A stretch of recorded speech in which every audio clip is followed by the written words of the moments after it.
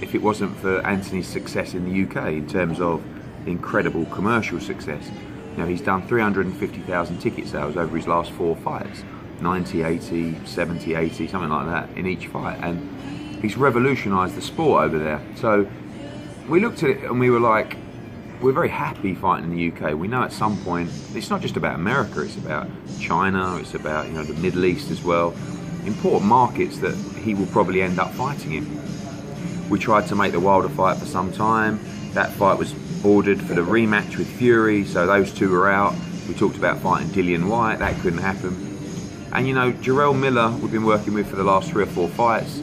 For me, he's the perfect guy, the perfect dance partner to break into the US market. He's talented, he's a great talker, he's a big personality, he can fight, he comes to fight. So I knew that if we went to the US and it wasn't Wilder, that Miller was one of our sort of top picks. Spoke to him and we managed to get a deal done. And you know, the Madison Square Garden, DAZN obviously put up a significant amount of money to bring him to the US. And you know, there's a lot of British fans that was, oh, you know, you're taking Anthony away from the UK. But this is like a natural progression. And it doesn't mean he'll fight in the US all the time. But he came to the Canelo Rocky Fielding fight at Madison Square Garden, and he looked around and he was like, this place is unbelievable.